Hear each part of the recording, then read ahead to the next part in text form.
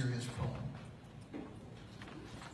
And let's say in this imagined scenario that the townfolk nearby didn't want their tourism damaged, so they hired people to rescue canoeists from going over the falls, and they gave them all the top equipment.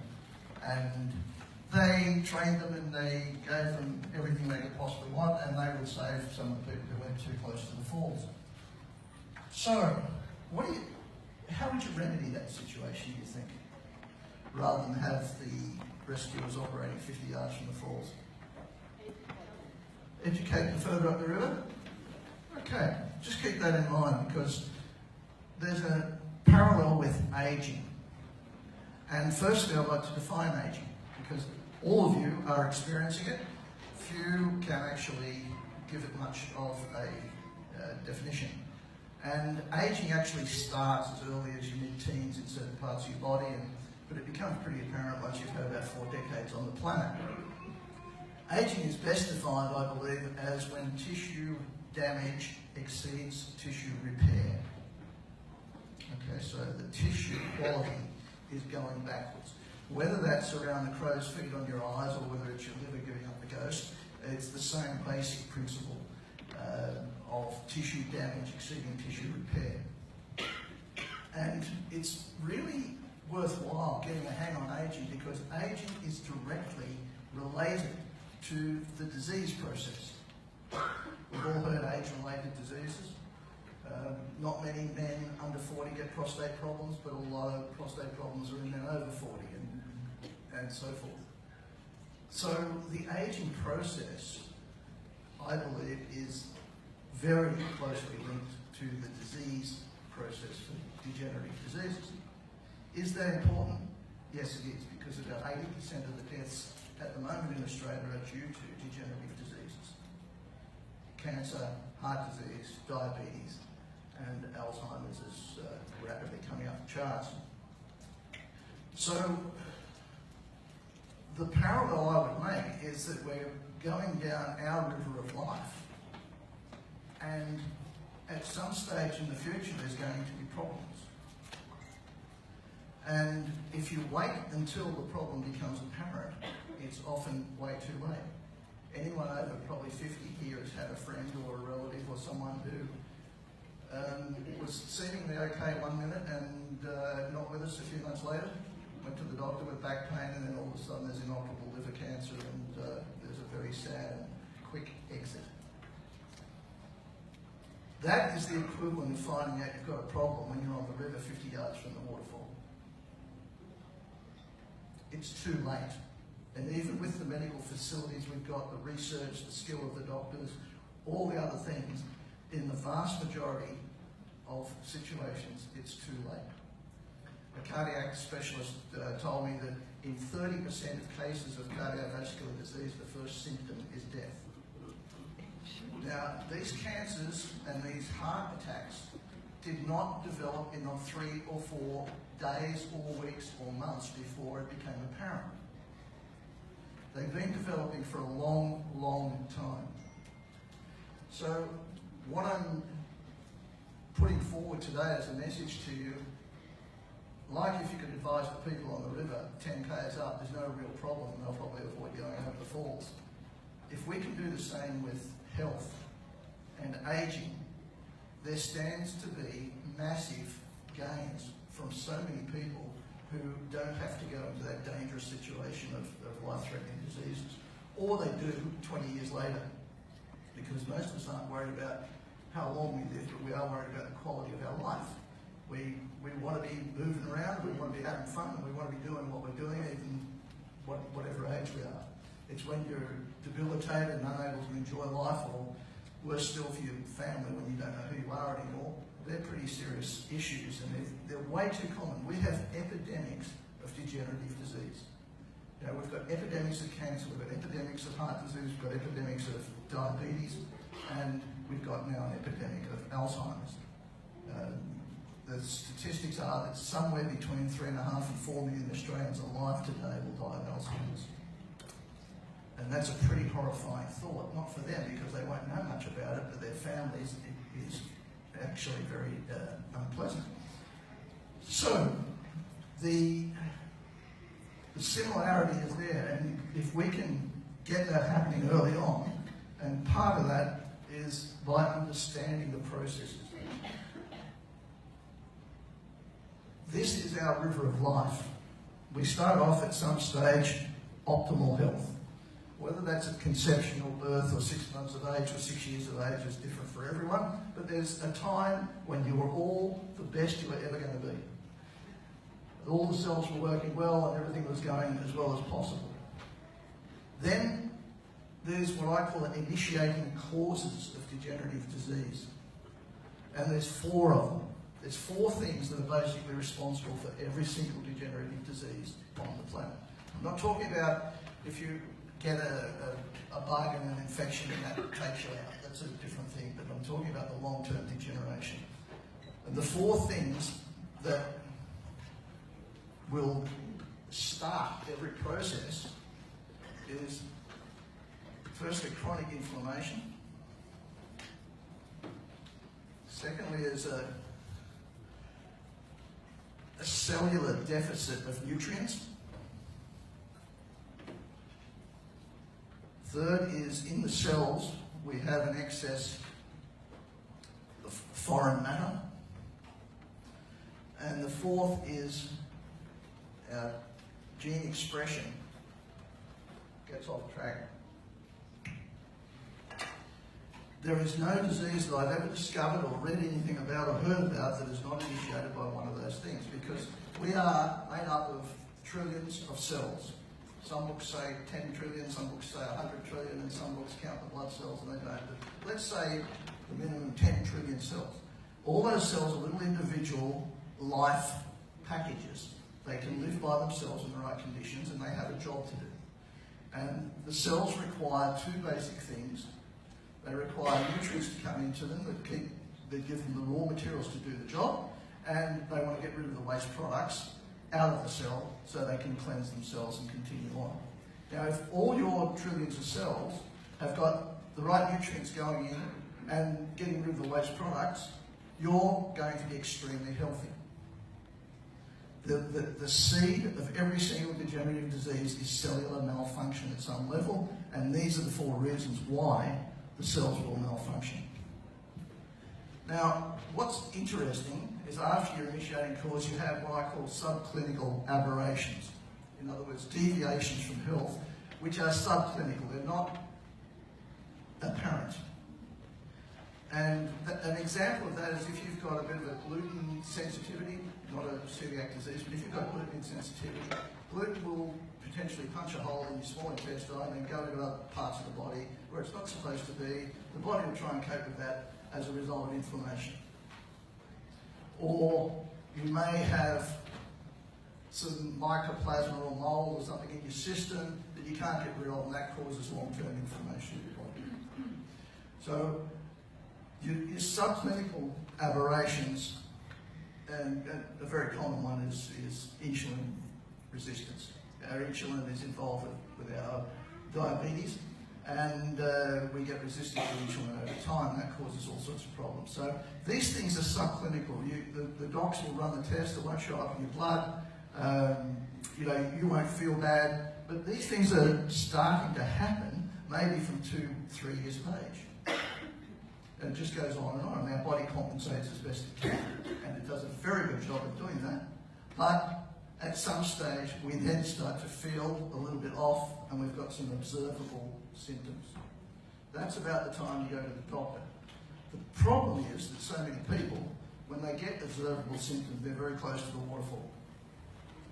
Then there's a diagnosable disease, and you could have multiple paths of these that result in different diseases. And if it's a serious diagnosable disease and it's not managed, you enjoy your last day on the planet. The interesting thing about this and the whole mentality of why we've got these epidemics of degenerative disease is we've been educated to only worry about things in the right half of that program, the right half of the flow. And as I said, it's often too late. And frankly, our medical system is really a sickness industry. It's oriented towards sickness. The doctors, if you go into a doctor and you say there's nothing wrong with me, he'll say, well, what are you here for? And so I'd like to get checked out, and he might do some blood tests, and the blood tests come back normal, and basically it's a waste of everyone's time.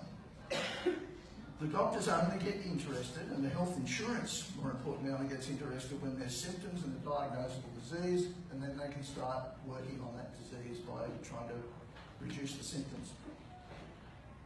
The problem is that this is all down near the waterfall. Back here is where it's really easy to fix things. It's really easy to fix some of these subclinical aberrations if you can identify them. And that's pretty much what I've been doing for the last 25 years, is working in that sort of area with some equipment that we came across and various other things that we do. But it's so much easier to get a result for someone if you can clear something at that point in time, and then it cascades down. So my message for the day is focus on the origins and the early phases of the development of aging and therefore ill health, and you will probably end up extending your life. You could still get hit by the proverbial bus, of course, but chances are that you will have a much better chance of living a better quality life for a lot longer. Okay, so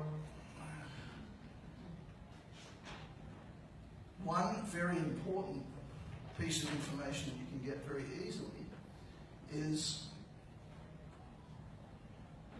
the antioxidant levels in your body. Because your antioxidant levels are your army that fight the invaders and the oxidative process which leads to all sorts of diseases and DNA damage. So knowing your antioxidant level is extremely valuable. It's not the be-all and end-all, it's not every single test, but it's a hugely important piece of information. And if you can get the information in 30 seconds without pain or invasion, it's a pretty cool thing.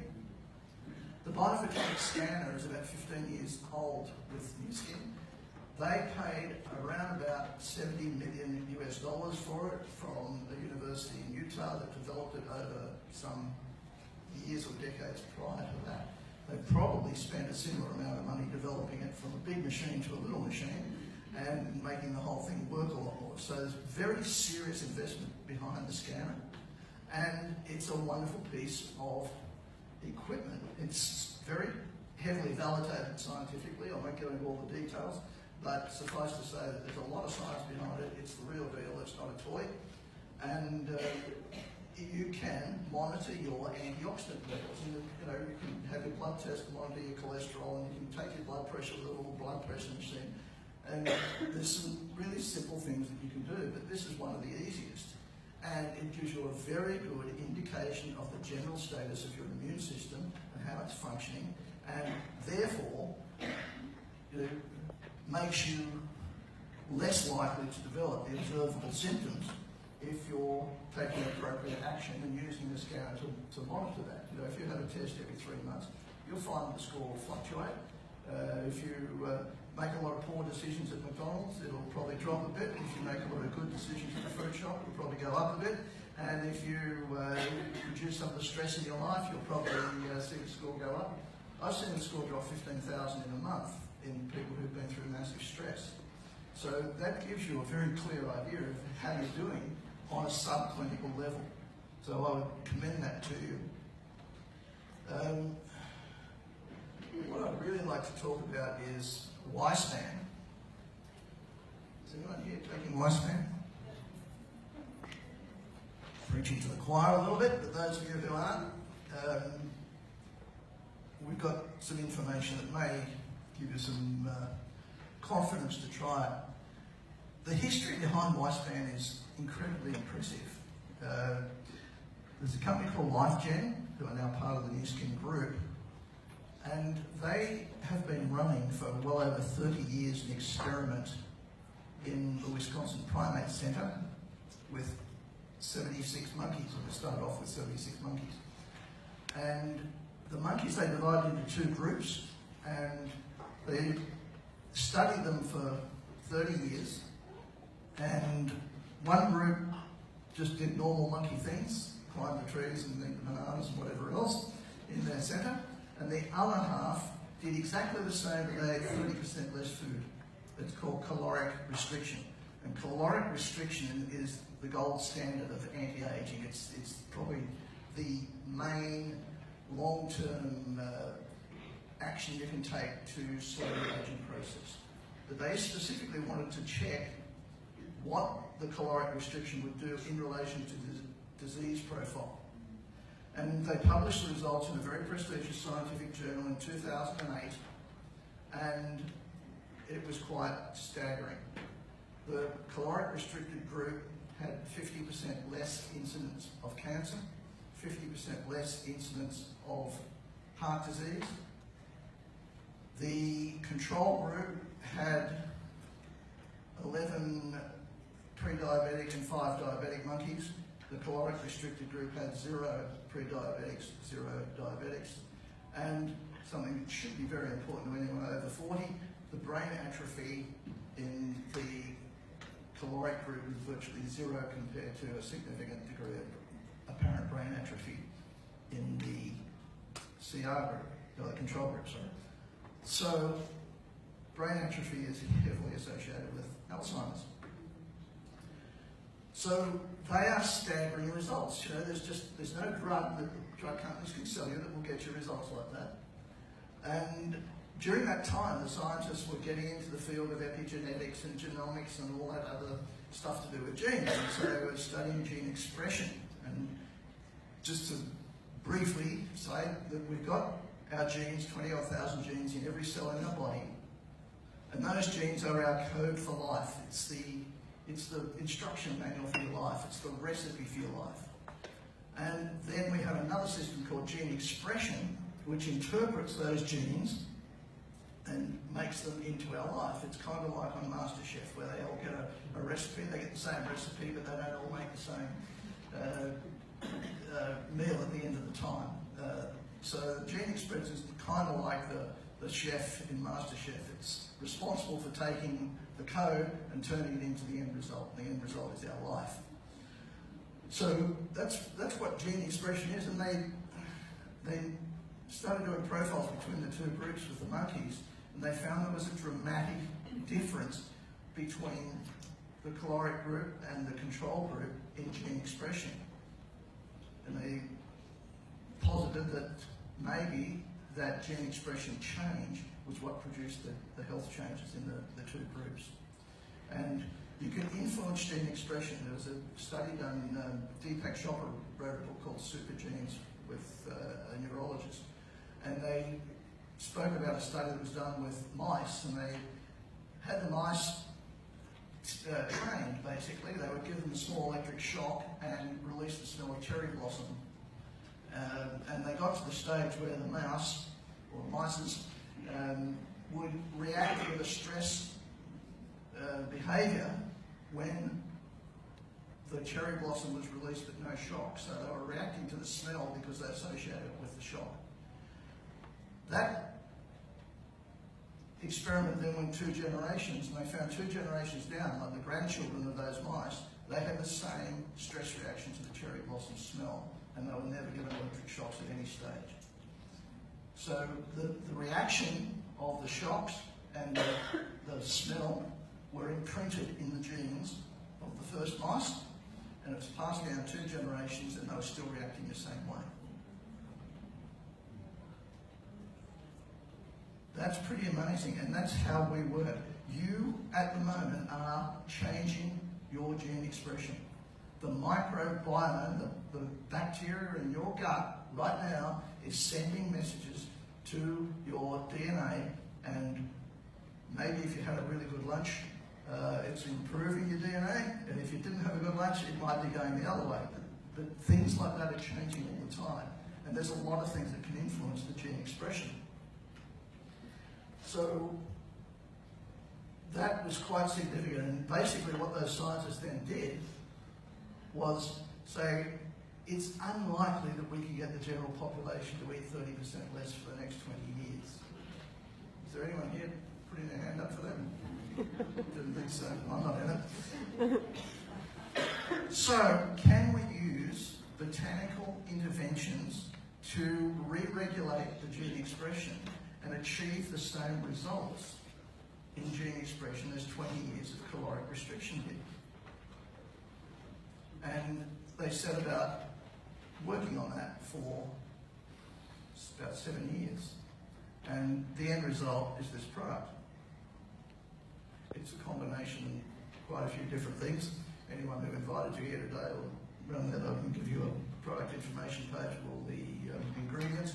But I've often said I don't care what the ingredients are. If it does that, what's it matter?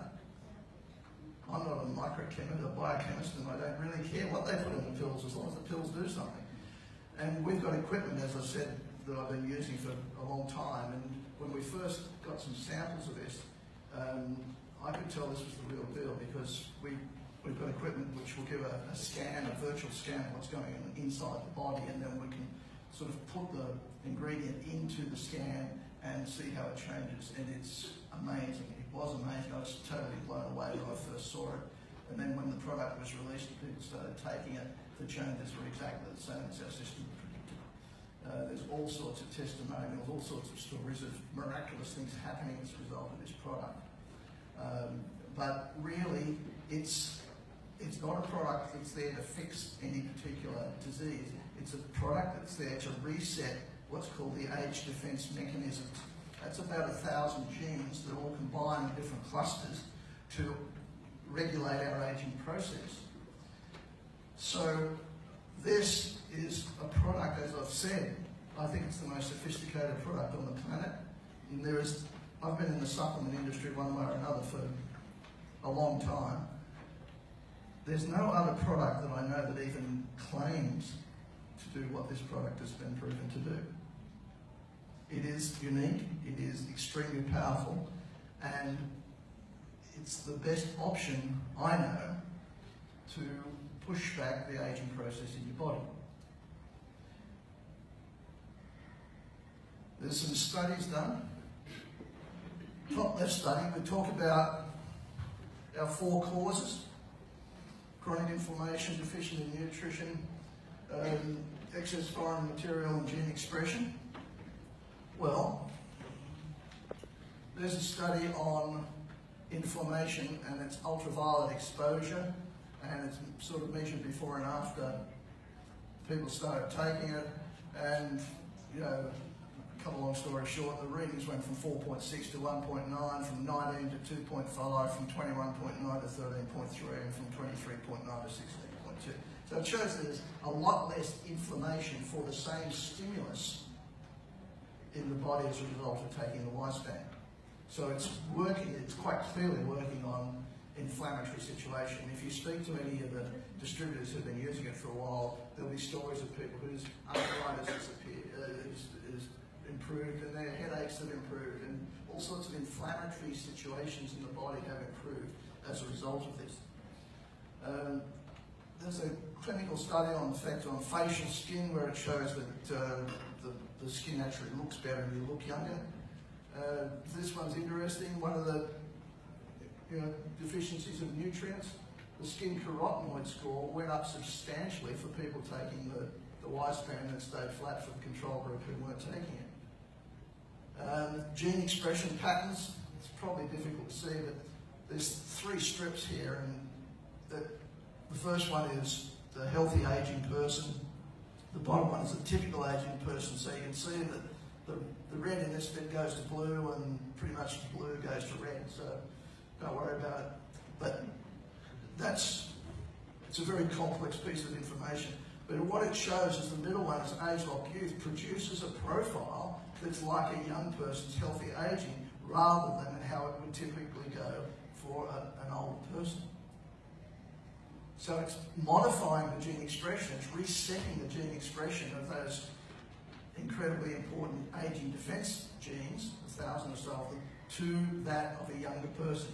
So if your gene expression is set to be a younger person, if you've got the right nutrients going into your body, you're getting rid of some toxicity as a result of the cells being more effective and your gene expression's in a lot better shape, the chances of you aging well are much, much higher, I would suggest to you. And that's certainly borne out by our observations over the last couple of years now that it's been available. So, just to recap, if you really get your head around what's happening and get an understanding that when the guy next door falls over from XYZ disease or whatever, or your aunt so-and-so has this problem, it didn't happen in the last 2 or 3 days or 2 or 3 weeks or 2 or 3 years. It's been coming for decades. And the younger you are, to start doing these sorts of age improvements, the better the results will be.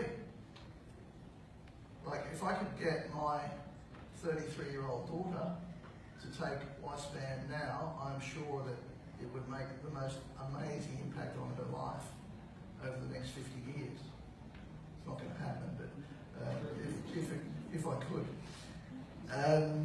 But getting young people to think about prevention is pretty challenging, I can assure you. Getting older people to think about prevention is pretty challenging. That's why I'm here today. Keep this in mind. Be aware of what the 4 causes are and do what you can. You may not be able to afford lifespan. It's not a cheap product, but believe me, I think it's probably the best value product you'll ever invest in. But there's other things that you can do to ensure that you're getting some nutrition into your cells. You've got the scanner to measure whether you're getting the nutrition into your cells or not. There's ways to get a handle on your toxicity, and there's other products that are less expensive that can have a very positive effect on the gene expression as well. So do something. Be told today that you're on the river, the falls are ahead, and hopefully you're far enough away so that you can just save yourself without the frenzy of trying to get out of the way in the last 50 yards. Because that's what these products can do for you, and I hope I've inspired someone to take a little bit more interest in their overall health. Thank you.